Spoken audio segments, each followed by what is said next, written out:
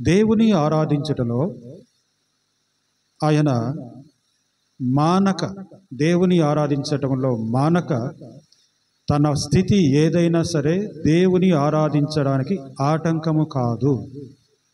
దేవుని గణపరచడానికి తన యొక్క స్థితి ఆటంకము కాదు అని వాక్యం ద్వారా మనకు తెలియజేయబడుతూ ఉంటుంది.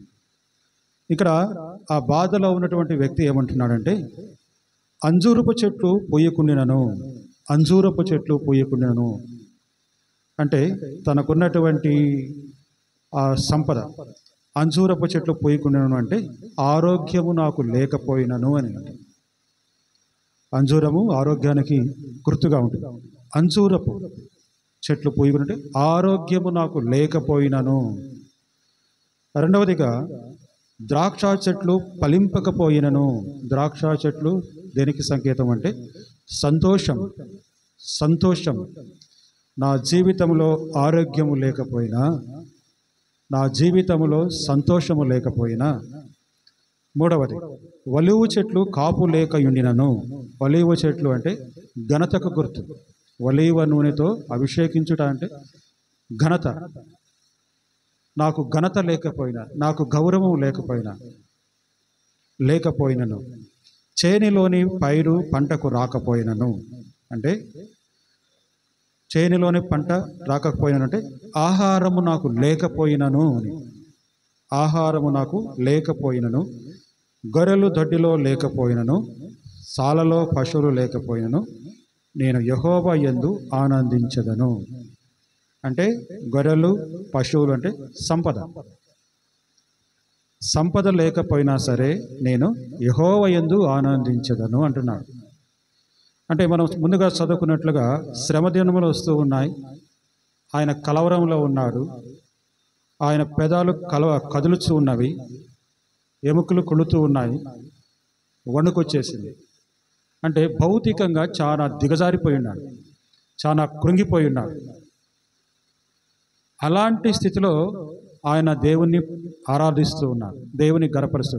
నాకు ఆరోగ్యం లేకపోయినను సరే యెహోవా యందు నేను ఆనందించదను. నాకు సంతోషము లేకపోయినను సరే యెహోవా యందు నేను ఆనందించదను. నాకు ఘనత లేకపోయినను నేను యెహోవా యందు ఆనందించదను. నాకు తినడానికి తిండి లేకపోయినను, ఆహారము లేకపోయినను యెహోవాను నేను ఆనందిస్తాను. చివరికి నాకు సంపద, నాకు డబ్బులు లేకపోయాను, నాకు ఆదాయము లేకపోయాను, యెహోవా యందు నేను ఆనందిస్తాను. ఎందుకు యెహోవా యందు ఆనందించాలి అంటే కింద వచనంలో రాయబడింది, నా రక్షణకర్త అయిన నా దేవుని యందు నేను సంతోషించుతను. నా రక్షణకర్తయగు యెహోవా యందు అంటే దేవుడు నాకు రక్షణకర్తగా ఉన్నాడు. ఆయన నన్ను రక్షించువాడుగా ఉన్నాడు. ఇవి ఏవి లేకపోయినా సరే దేవుడు నన్ను రక్షిస్తాడు. తిరిగి నేను కోల్పోయినటువంటి సర్వస్వాన్ని కూడా నాకు ఇచ్చేటువంటి దేవుడు నాకు రక్షణకర్తగా ఉన్నాడు. కాబట్టి తాత్కాలికంగా ఇవన్నీ లేకపోయినా సరే నేను దేవుని ఆరాధిస్తాను. దేవుని యందు, దేవుని స్థలంలో ఆయన్ని ఆనందిస్తూ ఉంటాను. ఆయన యందు నేను ఆనందిస్తూ ఉంటానని ఆయన చెప్తారు. రక్షణకర్త అయినటువంటి నా దేవుని, ఆయన రక్షించువాడు కనుక నేను సంతోషిస్తాను. ప్రభువగు యెహోవాయే నాకు బలము. ప్రభువగు యెహోవాయే నాకు బలము. పైన చెప్పుకున్నటువంటి ఆరోగ్యము, సంతోషము, ఘనత, ఆహారము, సంపద ఇవన్నీ కూడా నాకు బలం కాదు. ప్రభువగు యెహోవాయే నాకు బలం. అంతేగాని ఈ లోక సంబంధమైనటువంటి ఏవి కూడా నాకు బలాన్ని ఇవ్వలేవు. అవి తాత్కాలికమైనటువంటి బలాన్ని ఇవ్వచ్చునే కానీ మరి శాశ్వతమైన బలాన్ని ఇచ్చేవాడు నా ప్రభువు యెహోవా. ఆ తర్వాత 10వ వచనంలో ఆయన నా కాళ్ళను లేడి కాళ్ళ వలె చేయను, ఉన్నత స్థలముల మీద ఆయన నన్ను నడవ చేయను. అంటే తిరిగి నాకు ఆయన బలం ఇస్తాడు.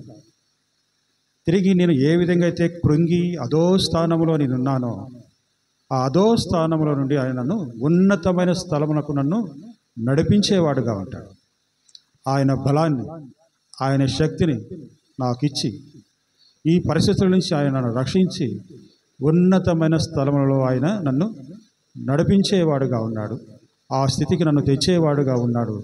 గనుక నా రక్షణకర్త అయినటువంటి యెహోవాను నేను ఆ యెహోవా యందు నేను సంతోషించెదను అంటున్నాడు. మరి పరిశుద్ధాత్మ దేవుడు మనకు కూడా తెలియచేస్తున్నటువంటిది ఒకటే. ఇక్కడ హబక్కూకు అయితే తన కృంగినటువంటి పరిస్థితిలో, ఆరోగ్యము లేనటువంటి పరిస్థితిలో, ఆయన వణుకు వచ్చేటువంటి పరిస్థితిలో దేవుని ఆరాధించడానికి ఆయన ముందుకొస్తున్నాడు. దేవుని ఆరాధించడము ప్రధానము అంటున్నాడు. దేవుని ఆరాధించడము నాకు ప్రాముఖ్యము అంటున్నాడు.